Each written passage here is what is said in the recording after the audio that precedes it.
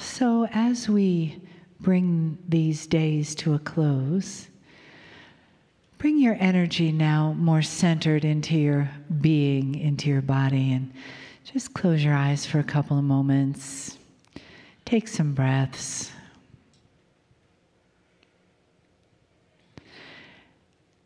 And be aware of the blessings that Spirit gives you just by your being here. The blessings in your life that facilitate your arrival at the door. You're taking your seat in the chair. And how wonderful that is that we live in this time and place and space where we are allowed, we are encouraged, and we are excited to be together. And that Spirit and the entourage around us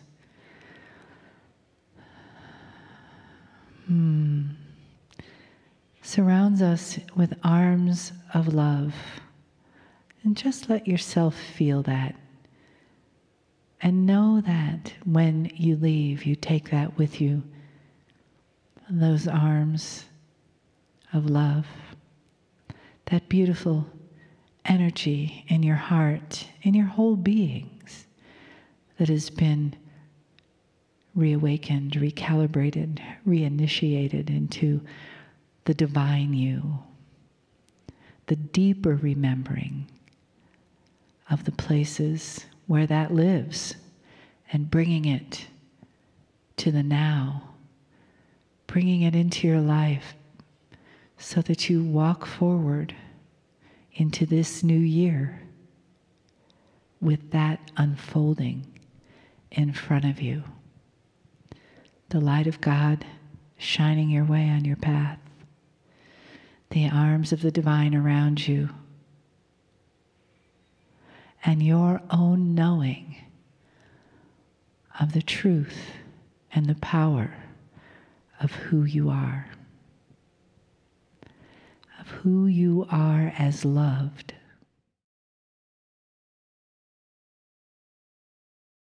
Greetings, dear ones. I am Kryon of Magnetic Service.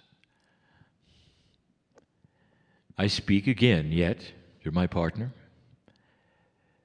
at the end of a day of intensive information. Gathered before me are those who have been through the processes, the learning. And in those processes and in those learning times have been ideas and concepts presented which are new. Often they're new because they fly in the face of what has been. They tend to rewrite what you learn. That in itself should tell you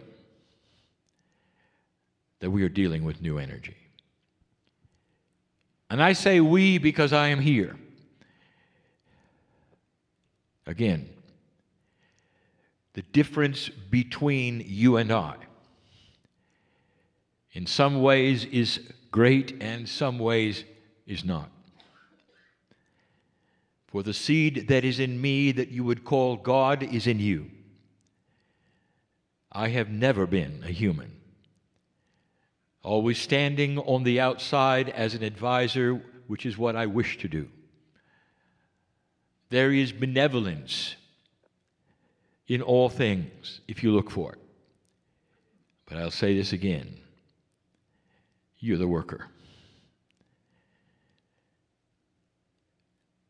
Today's information has been about how to find that which is the bridge to the eternal soul. And in the human body, we have told you that the bridge exists in many ways, but the one that is the greatest is that elusive one called innate. And we've given you some of the ways that are just beginning to get to it. And they're the practical ones. You might even call it its spiritual survival. It's the beginning. It has to do with health, well-being, youthing. All of these things are the beginning of a human race which is going to change. Very slowly, but it will change. There is adoration, elation, the celebration on my side of the veil.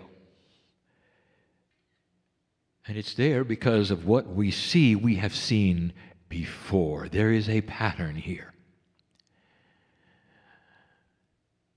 Not to become too strange or esoteric, but dear ones, you are eternal. And you don't even know how eternal you are. You're ageless. You existed before you existed. You're in a circle that is never broken. You were here before the universe. You were here before the first universe, before this universe. That is how old. And yet in a circle there is no linearity. That is how old. At some level, listen, at some level, what is inside you at the cellular level, which you call Akashic remembrance, goes beyond this planet. At some level. Some of you are starting to awaken to Akashic wisdom. You're not afraid of death. Some of you realize that death is an opportunity for youth, and you like it. That's wisdom. Some of you are beginning to remember what is happening on the planet. That is wisdom. You're not afraid of it. You're realizing you've experienced it before. Here we go again. Praise Spirit for this. That is the wisdom we have. There have been those who have noticed this is an 11-day. It is the 11th of the month. 1/11/2015 added together is an 11. And when you see that, you cannot help but say, look, 11/11. And that should mean something to you, a wink from Spirit that said, all is well. It really is. Better than you think, no matter what news you get. Blessed is the light worker who plows forward in a difficult time with joy, expectation, intent, and peace. You don't let the things around you, which are real, then temper the spiritual reality that is grander and greater than that which is on the news. 11 in any numerology means enlightenment. It is the light, the first master number that exists. The master numbers and their definitions, if you have not noticed, respond to the evolution of humanity. And what are you told is the first thing that happened? Let there be light, illumination. What is the second thing? The creation story, that which is duality. That's the 22. The third, 33, that of the compassion. It begins moving toward 44, which has not yet been defined. Illumination, dear ones. It's a day to celebrate the light. We told you yesterday something we will then now complete. We told you that Spirit does not measure time like you do. It is not calendar-based, it is not clock-based, it is energy-based. And it is often then guided by the cosmos. The energy around you, the consciousness around you, the stars, the solar system, the things that influence you, your DNA, your consciousness, all is part of our clock. Now, what is going to happen in the future based upon our clock? You may have noticed that 2013 seemed to slop into 2014 in the recalibration department. At the end of 2013, all did not then get well. It continued for some, it healed for others, and others didn't feel it at all till the middle of last year. When, time-wise, is the recalibration going to end? It's a good question, and so we're going to give you this answer. There is no end to the word recalibration, since all of you are unique. I want you to understand this. Let us say a younger soul in a few years starts to learn what you know, and the energy becomes aware to them. They're going to go through recalibration in 2018. So how does that stand when you recalibrate and you say, when are we finished? So what we have to say is a generality for the oldest of souls. There is a release of the recalibrating energy for the oldest of souls coming shortly. Very shortly. We are going to give it to you and tell you that it is based upon our clock, on the energies of the potentials we see and that of the stars. It is in mid-April. Now, if you go looking for this in astrological terms, you may find something or nothing. If you look for it in quantum astrological terms, you'll see it. And I've said that for someone who is here, who knows what I'm talking about. It's good news. It also gives you a hint on how we measure that which is time. There's a number of these steps that occur. And it's almost like they are invitations to open and close certain kinds of energy dispensations, some short, some long. And some of them have nothing to do with the clock. They have to do with where the earth is in its trip around the sun, which then asks the question, what are the energies involved with the sun, and how does the sun then do its part in this system of energy? It's beautiful. It's benevolent, if you want it to be. I think the greatest thing, however, that we have introduced to you in these last years is something that is troubling for many, releasing for others, pensive for many. I'm going to describe it very briefly and then we close. We have said over and over that human consciousness is based upon what you understand and you realize from birth. That there is no judgment of this. In fact, it makes total and complete sense that you are a three-dimensional society. Now, if you want to look at semantics, and you want to look at the great scientists who brought you relativity, you may have 4 dimensions. So we use the word 3D as a word that means you're linear. You are. This is all you've had. And all of your lives, you put one foot in front of the other. You go to the next square on the calendar. Your verbiage, your thinking, even that which is spiritual, has to be based in something that is comfortable for you, that you understand.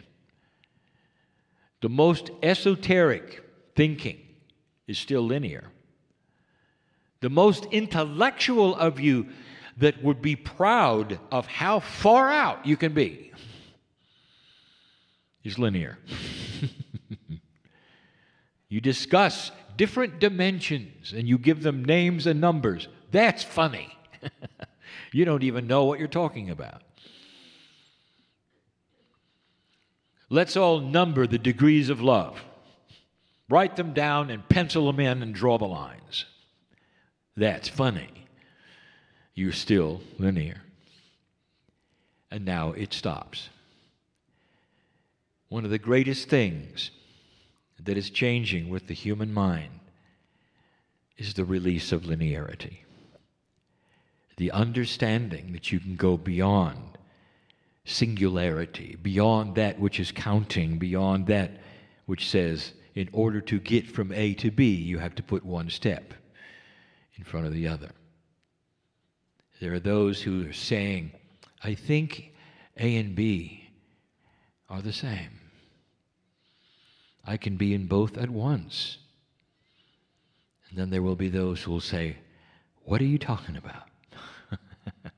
And the answer is, I have just stepped out of linearity.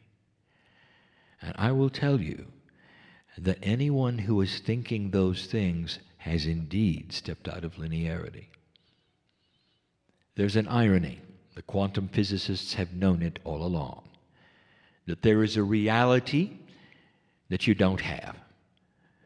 That they look at when they look into their places of smallness and take a look at matter itself and how it behaves and what it does. They see it. A reality that is not linear, that behaves in ways that are odd and unusual to you. There'll come a time when you take a look at the different realities that you have, and you'll look at the one that you have now as being ancient, old, and quaint. No one thinks that way anymore. The main one for an esoteric, spiritual person is the one that I will bring up now. How do you find truth? How do you define it? The word truth. Tell me about the concept, and I will give you a linearity 101. Because humanity looks for truth, and to them, it means there is one thing called truth. Everyone is seeking the one thing called truth.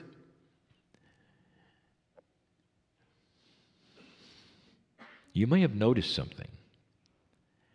25 years, we never gave you the rules of a doctrine, did we? Never. 25 years, we never told you, think this way, think that way. We told you that free choice was king, didn't we? Now, as we become more elegant, and the transformation into non-linearity is becoming more real, you get to know a grander truth. This will not sit well with many. There is no such thing as a singular truth. How can there be one truth for 7 billion unique souls? How is it possible? And yet you look for it. Spiritual common sense will laugh at you for doing this. You will look back and laugh at yourselves. And yet you are designed in this way to look for one thing to grasp on that everyone else can grasp on, and that one thing will then be your salvation of peace and joy and energy and health and youthing.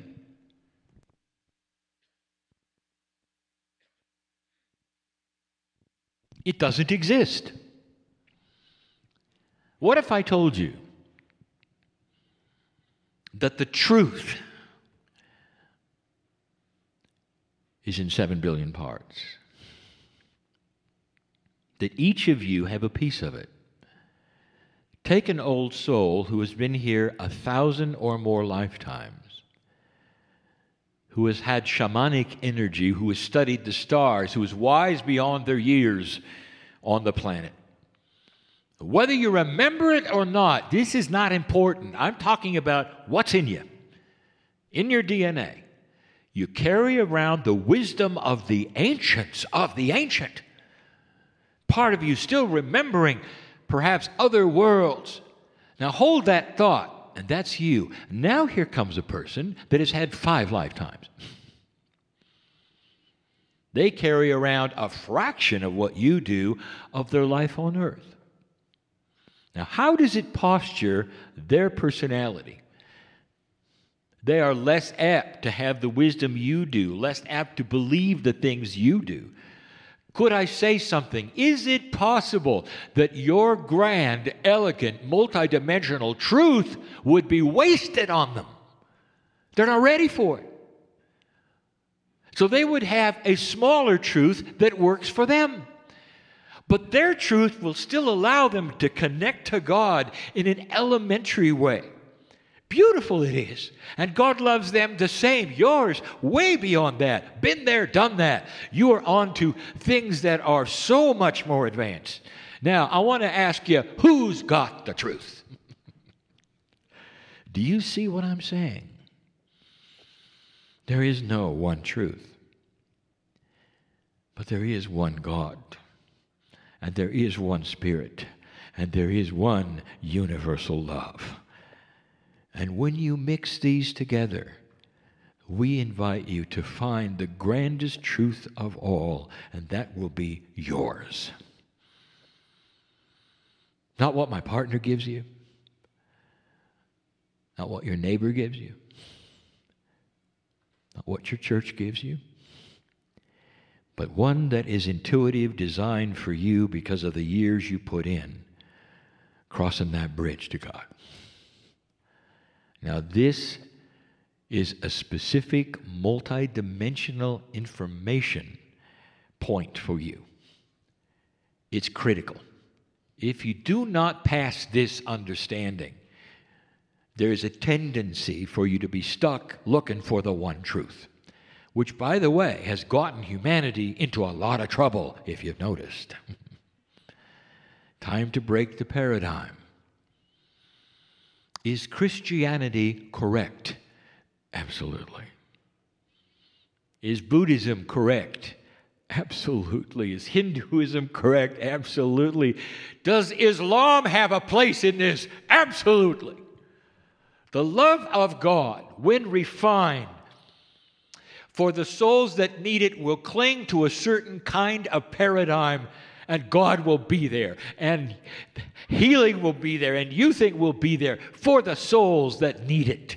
And it's all correct and true. But Kryon, can you give us some kind of a guidance of perhaps like where we're headed, or what to look for, or it's so crazy and scrambled up. What do I do? What do I look for? I will give you the answer. You look for love. Period. You look for love and compassion in any belief system. You'll find it at the core. Go where it feels comfortable and move forward. And you'll be honored for it. Look for love. The dark cannot be represented for long as accurate or true, because there is no love and there is no compassion, and this earth knows better. Welcome to a new paradigm, common sense, and reality.